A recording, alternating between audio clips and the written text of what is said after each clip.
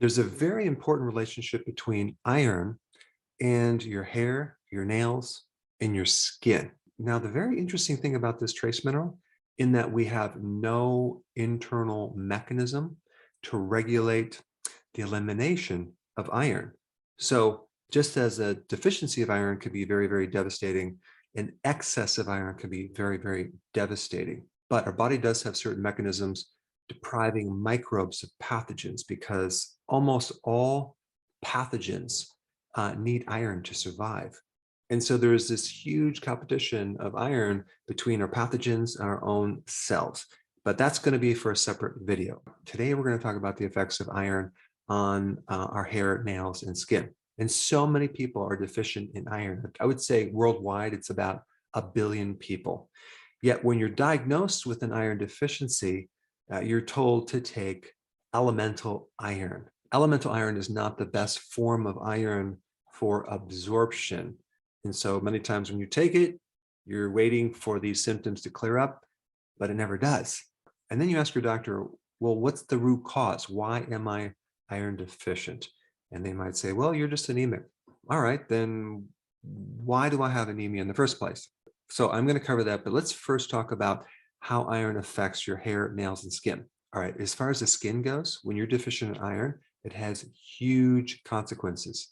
Number one, it creates a type of skin called sallow skin, which is a pale, slightly yellowish, kind of a dull complexion. You're basically going to lose that bright complexion. And now you'll have this uneven skin tone that you'll see little blemishes. You'll see sometimes little red dots.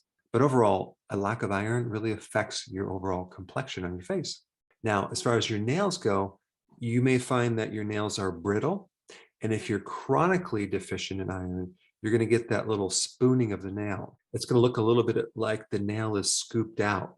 So brittle nails and a spoon-shaped nail. All right, what about the hair? Well, the hair is going to lose its texture. It's going to become brittle, kind of tough, and you'll see pattern hair loss. Now, in men, that is loss of hair on the top of the head. In females, pattern hair loss is basically thinning of the hair all over. And so a lack of iron is one big cause of that. And females are more deficient in iron than men because they have their menstrual periods every month and they lose a lot of blood. And because iron is part of hemoglobin and hemoglobin is part of blood, when you lose blood, you lose iron.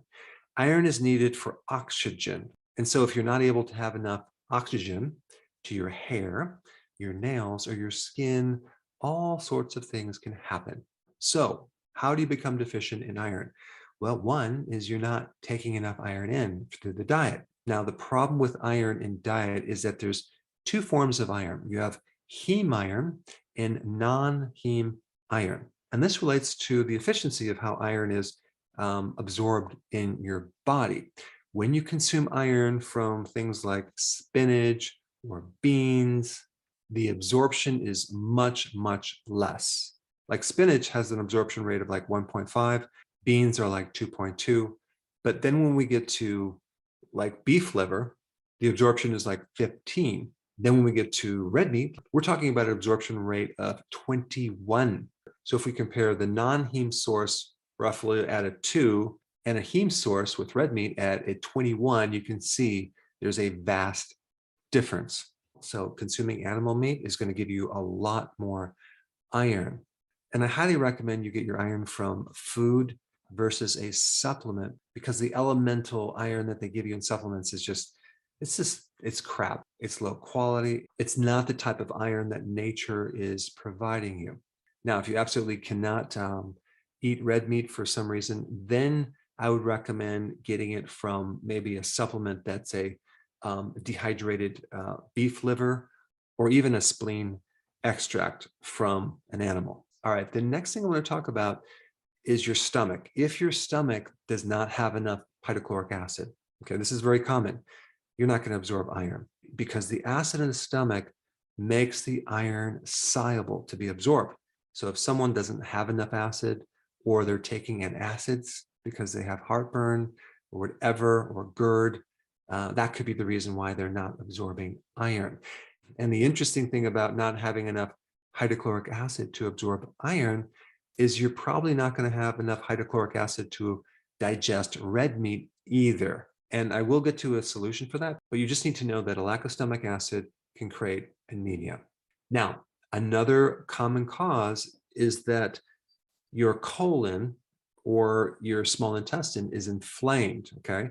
Any type of inflammatory gut issue will block the absorption of iron, as in IBS, Crohn's, diverticulitis, irritable bowel syndrome, etc., etc.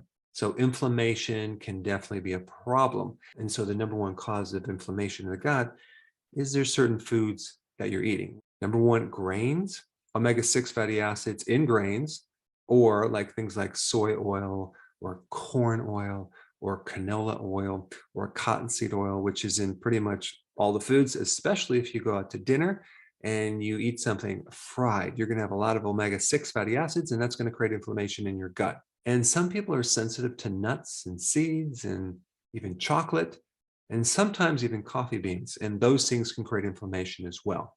So if a person is eating a lot of peanut butter, for example, and they feel a lot of bloating or stomach pain, that could be an indication that you have inflammation in your gut. All right, the other thing that can block iron is something called phytic acid, which is in grains, beans, legumes.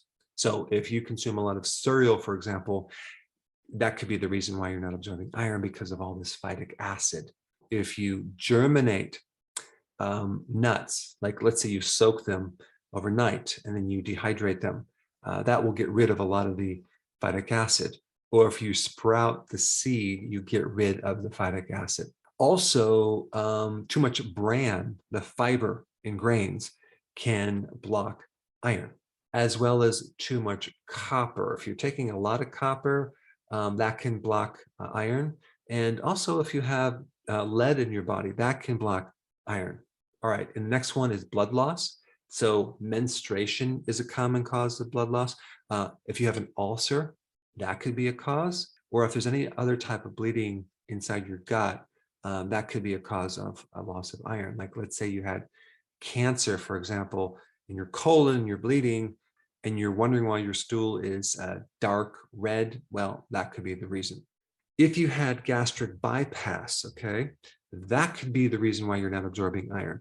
And the last reason is alcohol, okay? If you drink alcohol on a regular basis, that could be the reason why you are deficient in iron. All right, so here are things you need to do. Number one, start consuming red meat if you can, okay?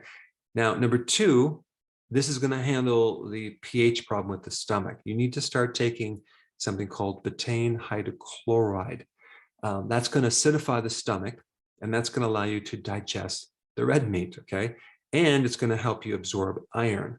So more animal meats and betaine hydrochloride to acidify the stomach.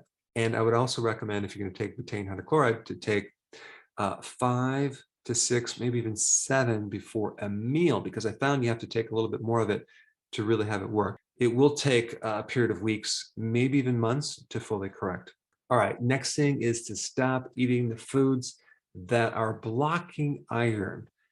Foods that have phytic acid, like the grains, the nuts, the seeds. Those can be a problem. And to stop eating things that are creating inflammation that's blocking your gut. And that would be the grains primarily, and things that are high in omega-6 fatty acids. And I think the best video for you to watch next would be to get more information on that topic. So I put it up right here. Check it out.